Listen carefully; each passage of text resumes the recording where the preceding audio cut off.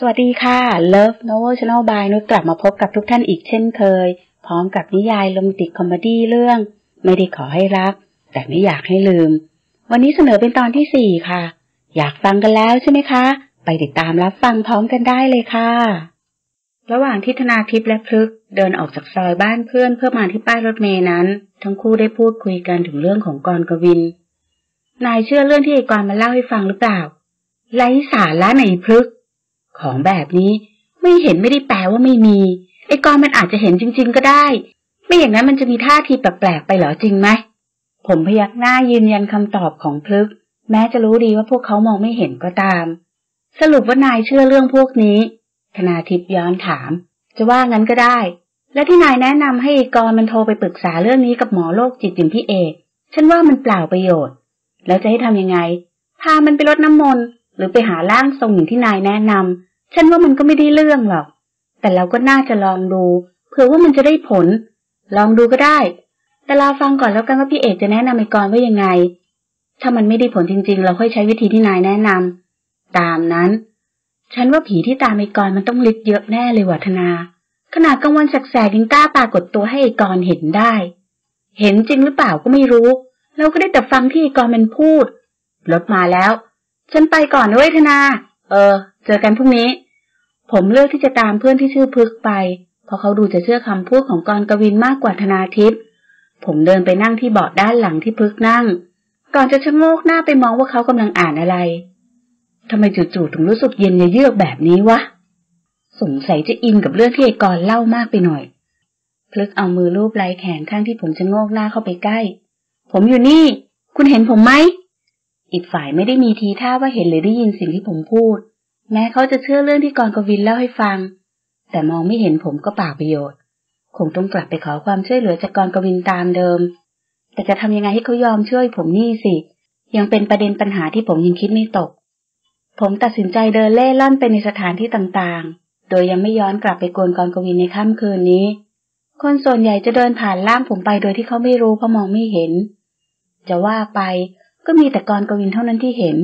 แม้ผมจะแปลกใจว่าทำไมถึงเป็นเช่นนั้นแต่ก็ไม่คิดที่จะหาคำตอบเพราะไม่มีเรื่องไหนเร่งด่วนไปกว่าการหาร่างของผมให้ทันตามกำหนดเดิมนี่ก็ผ่านมานานกว่า2 เดือนแล้วแต่ก็ยังไม่มีอะไรคืบหน้า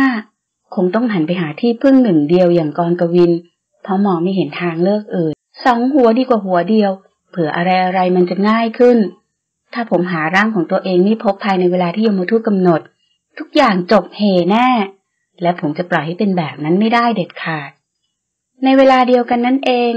กรกวินมองเบอร์โทรศัพท์ของหนุ่มรุ่นพี่ในมือเขาอยู่ระหว่างการชั่งใจว่าควรจะโทรไปปรึกษาเรื่องที่เกิดขึ้นกับพี่เอกรัตน์ดีหรือไม่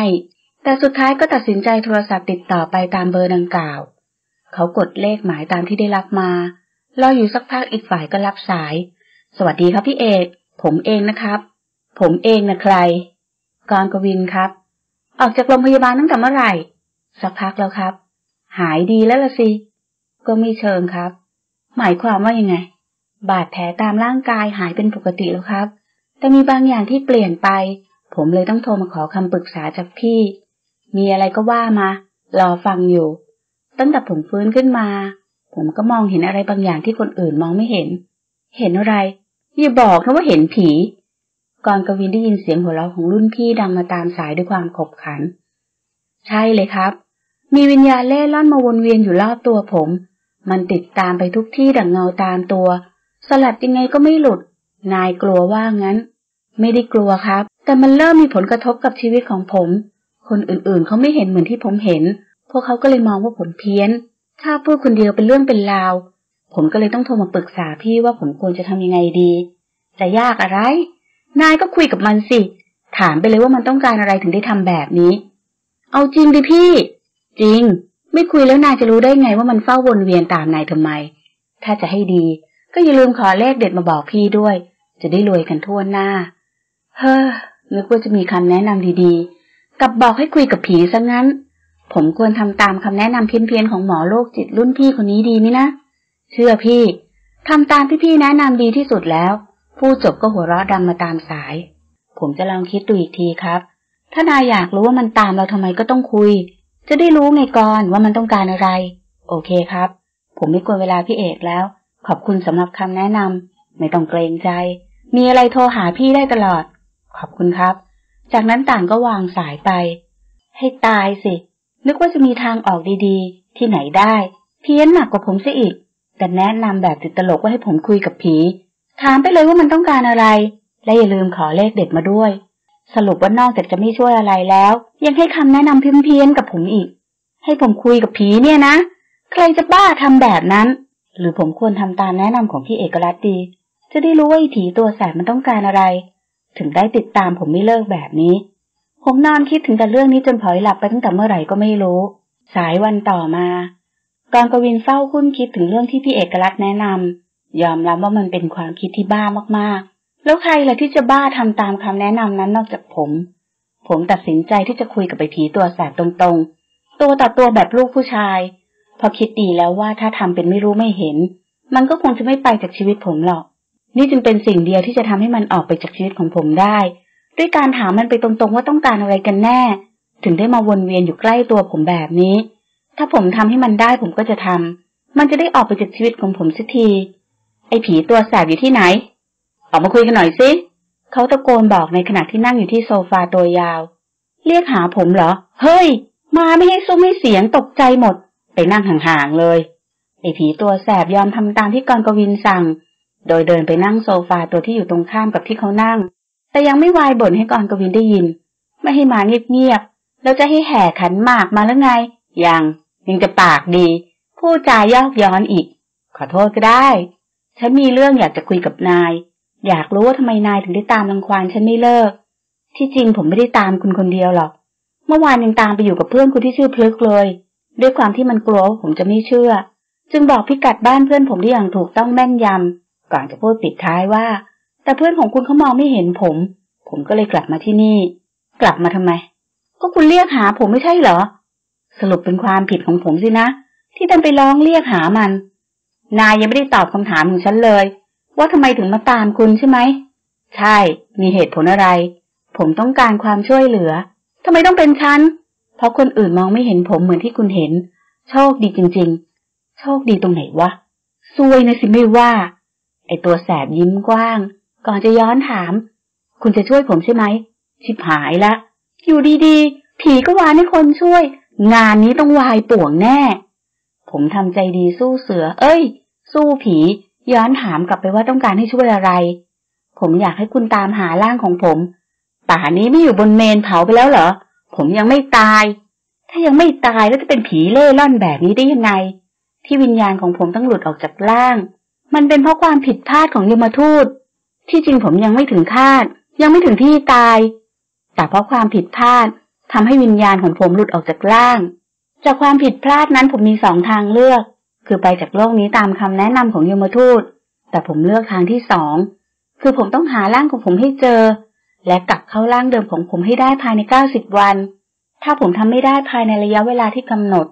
ผมก็คงจะต้องจากโลกนี้ไปจริงๆนายชื่ออะไรอายุเท่าไหร่ไอ้ผีตัวแสบสายหน้าก่อนที่จะพูดขยายความผมไม่เหลือความทรงจำใดๆนั่นเป็นหนึ่งในเงื่อนไขของยมทูตมาดูจากหน้าตาของเรา2 คนผมว่าผมอายุน้อยกว่าคุณน่าจะเป็นรุ่นพี่ผมต่อไปนี้ผมจะเรียกคุณว่าพี่กรณ์เรียกผมว่าพี่โดยไม่ถามความสมัครใจของผมสักคำทึกทักเองคนเดียวแบบนี้ก็ได้เหรอแล้วนายจะให้ฉันเรียกนายว่าอะไรเรียกอะไรก็ได้ตามแต่ใจพี่เลยหรือจะเรียกผมว่าที่รักผมก็ไม่ว่านะเพิ่งจะอกหักมาหมาดๆไม่ใช่เหรอนี่ถ้าเป็นคนละปากดีแบบนี้โดนเตะไปแล้วพี่ช่วยผมได้ไหมครับผมอยากให้พี่ช่วยตามหาร่างของผมเหลือเวลาอีกไม่มากแล้วและผมยังไม่อยากตายเสียใจด้วยนะฉันช่วยนายไม่ได้หรอกพี่ช่วยผมได้แต่ทำไมถึงไม่ช่วยก็คือไม่ช่วยถามทำไมให้มากความขอแนะนำให้นายเอาเวลาที่เหลืออยู่น้อยนิดของนายไปตามหาร่างของตัวเองดีกว่ามาตามรังควานฉันตามฉันไปก็เปล่าประโยชน์เพราะฉันไม่เปลี่ยนใจรู้ไหมว่าสิ่งที่นายทำมันทำให้ฉันรำคาญฉันไม่ชอบเป็นตัวตลกในสายตาของคนอื่นแต่เป็นเพราะนายที่ทำให้ฉันต้องตกอยู่ในสถานการณ์แบบนั้นออกไปจากชีวิตฉันและอย่ากลับมาให้เห็นหน้าอีกฉันจะทำบุญอุทิศส่วนกุศลไปให้นายละกันสิ่งที่ฉันทำได้ก็มีเท่านี้ไอ้ตัวแสบมองผมด้วยสีหน้าผิดหวังมันคงหวังว่าผมจะช่วยมันได้ ขนาดผีมันยังทำไม่ได้แล้วนับภาษาอะไรกับคนธรรมดาอย่างผมคิดได้ยังไงว่าผมจะช่วยมันได้เอาสมองส่วนไหนคิดผมสร้างความลำบากใจให้กับพี่มากขนาดนี้เลยเหรอสิวะ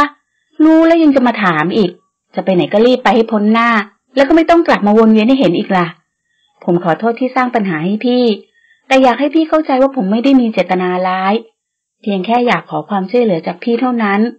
ต่อไปนี้ผมจะไม่มาสร้างความรำคาญให้พี่อีกแล้วพูดจบก็หายวับไปกับตาใบหน้าที่เศร้าหมองของไอ้ผีตัวแสบที่บ่งบอกถึงความผิดหวังยามที่มองมาที่ผมก่อนที่จะหายตัวไปยังคงติดตาผมได้แต่ทอดถอนหายใจไปซะได้ก็ดีจะได้ไม่ต้องระแวงว่าจะมีใครมาตามรังควาน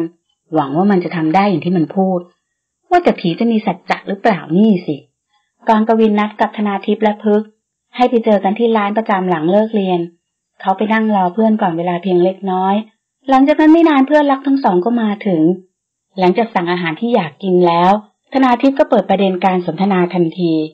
นายโทรไปหาพี่เอกหรือยังเรียบร้อยและพี่เอกให้คำแนะนำว่าไงเขาบอกให้ฉันคุยกับมันให้รู้เรื่องเดี๋ยวก่อนนะคุยกับใครอย่าบอกนะว่าพี่เอกแนะนำให้นายคุยกับผีตามนั้นเลยว่ะพึกถามจริงจะโกหกพวกนายทำไมพี่เอกต้องเพี้ยนไปแล้วแน่ๆที่แนะนำให้นายทำแบบนี้พึกวิจารณ์นั่นสิสมแล้วที่เป็นหมอโรคจิตกรกวินเห็นด้วยกับความคิดของเพื่อน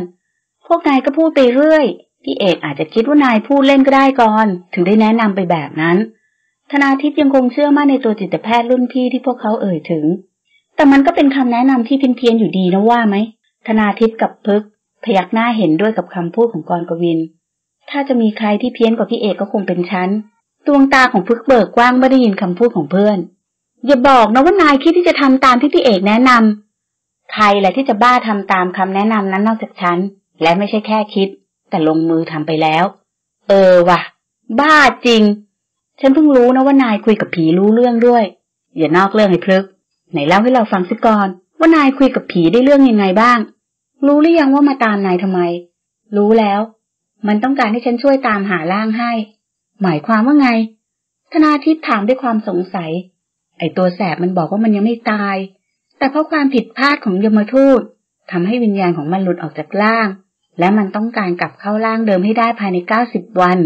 กรกวินถ่ายทอดเรื่องราวทั้งหมดที่ได้รับรู้มาให้เพื่อนรับฟังพึกถามทันทีที่ฟังจบแล้วนายตอบไปว่าไงคิดจะช่วยไหมแน่นอนว่าไม่นอกจากไม่ช่วยแล้วฉันยังไล่มันไปได้ซ้ำแล้วมันยอมทำตามคำพูดนายเหรอไม่รู้เหมือนกันว่าพึกแต่มันบอกว่าจะไม่มากวนใจฉันอีกไม่รู้ว่าจะเชื่อคำพูดของมันได้หรือเปล่าแปลกใจไหมว่าทำไมจู่ๆนายถึงได้มองเห็นผีได้ไม่ใช่มองเห็นผีฉันเห็นแค่ไอ้ตัวแสบที่มาขอความช่วยเหลือฉันเท่านั้นก็นั่นแหละที่ฉันบอกว่ามันแปลกยังไงวัฒนาก็แปลกตรงที่กรมันเห็นเฉพาะผีตัวแสบที่ตามมันมาไงวะไอ้พลึกถ้าจะเห็นผีมันควรเห็นทั้งหมดหรือเปล่าวะไม่ใช่เห็นแค่เฉพาะเจาะจงแบบนี้สยองกว่าอีกคืนให้ไอ้กรเห็นผีที่อยู่รอบตัวมันทั้งหมดมีหวังมันประสาทแดกแน่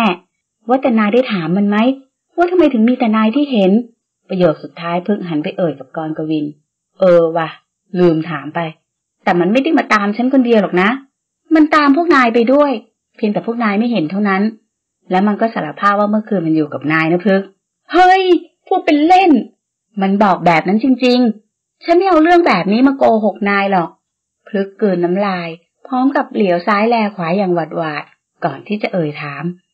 แล้วตอนนี้มันยังอยู่ใกล้ตัวฉันไหมกรกวินสายหน้าไม่มีประโยชน์อะไรที่มันจะตามนายเพราะนายมองไม่เห็นมันก็เลยย้อนกลับไปหาฉันแทนแล้วไปโล่งอกไปทีอยู่ดีๆก็มีผีตามแล้วนายรู้ได้ยังไงว่ามันเป็นเรื่องจริงมันบอกข้อมูลและพิกัดบ้านในพฤกษ์ได้อย่างถูกต้องตอบได้แม้กระทั่งว่าพฤกษ์ขึ้นรถสายอะไรลงจากรถตอนกี่โมง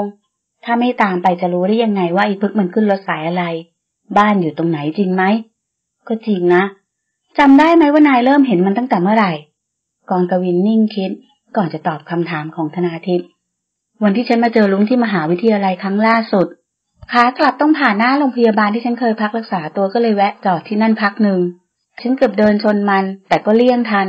มันยังวิ่งตามมายืนดักหน้าฉันไว้ตั้งหลายหนแต่ฉันก็เดินเลี่ยงไปทุกทีไม่ได้เดินทะลุผ่านในตัวแสบเหมือนที่คนอื่นทำมันจึงรู้ว่าฉันเห็น จากนั้นมันก็ตามฉันมาตลอดเป็นไปได้ไหมว่าเพราะนายเคยผ่านช่วงเวลาแห่งความเป็นความตายมาแล้วเลยทำให้นายมองเห็นสิ่งลี้ลับพึกคาดเดาถ้าเป็นแบบนั้น